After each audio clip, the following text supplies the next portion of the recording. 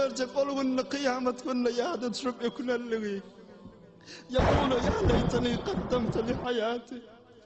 يقول يا ليتني قدمت لحياتي كاشك اورلب دنيا ورثتم آدم بولب ياشار ديجك فيومئذ لا يعذب عذابه أحد خداي تعالى عذاب برشي على برادم عذاب برزكتل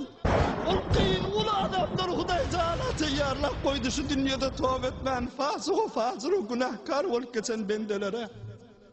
Huday Teala fallı keremne salmasa Huday Teala idalet terevizini koydu dedi Adam ne cevap verecek Müslümanlığa